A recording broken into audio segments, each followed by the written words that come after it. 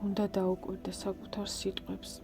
ზოგ სიტყვებს ისე მექანიკურად ვამბობთ, არ უკვირდებით რა მნიშვნელობა აქვს. ზოგი ძალიან პარაზიტული სიტყვაა, თუმცა შეიძლება შეფუთული და მოწოდებული იყოს კორექტულად. სიტყვები ეს ენერგიაა. ყოველ ასოს, ყოველ ბგერას აქვს გარკვეული ვიბრაცია, ყოველ ციფრს აქვს გარკვეული ვიბრაცია, ყველა სახელს, ყველა გვარს აქვს გარკვეული ვიბრაცია, დაბადების თარიღს. ჩვენ ყველას გვაქვს გარკვეული კოდი, რითაც ვართ აქ მოსულები. ჩვენ თავს ვტოვებთ მინიშნებებს, რაში უნდა გავიზარდოთ, რაშია ჩვენი დანიშნულება. ძალიან ხშირად ურევენ ერთმანეთში დანიშნულებას და მისიას.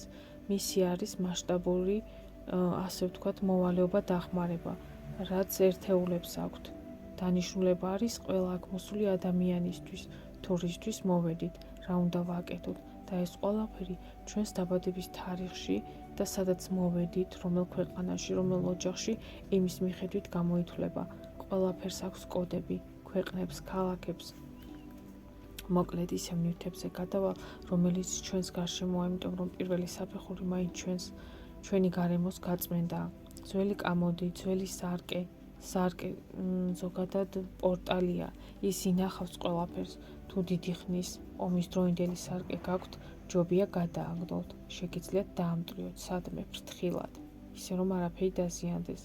თუ რამე ძალიან ძველი ავეჯი გაქვთ, კამოდი მაგალითად, მას შეუძლია დისჰარმონია შემოიტანოს მთელს გარემოში, ყველაფერს აქვს მეხსიერება, განსაკუთრებით იმ ნივთებს, რაც ხელით იქმნება.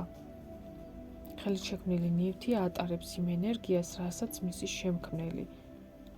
თუნდაც ახლა ეს ვიდეო, ჩემი ჩანაწერი ვიბრირებს იმ სიხშირეზე, რაზეც მე ვარ. ჩემი სიხშირე თუ შეიცვლება, გაიზრდება ამ ვიდეოსიც გაიზრდება. ანუ ვიღაცა თუ 1 წლის მერე შეხვდება ამ ვიდეოს და მე ამ 1 წლის შემდეგ სხვა ვიბრაციებზე ვიქნები, ეს ვიდეოც იგივე ვიბრაციებზე იქნება, რაზეც მე.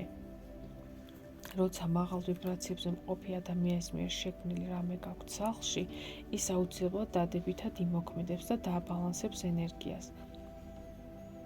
ამიტომ მოაწესრიგეთ თქვენი გარემო, თქვენი სული, აპატიეთ ყველას, ყველაფერი, დაიწყეთ სხეულის მოვლა, სუნთქვითი ვარჯიშები.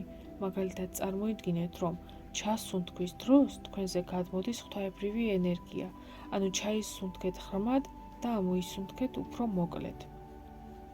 და პირიქით, როცა მოკლედ ჩასუნთქვას ვაკეთებთ და უფრო ხანგრძლივ ამოსუნთქვას, შეგიძლიათ წარმოიდგინოთ, როგორ სუფთავდება თქვენი სხეული ნეგატივისგან, ავადმყოფური უჯრედებისგან, რისგანაც გინდათ, გაიწმინდოთ. და სიყვარულის ენერგიით ტრანსფორმირდება ყველაფერი სინათლედ და სიყვარულად. მადლობა, მადლობა, მადლობა. მომავალ შეხვედრამდე.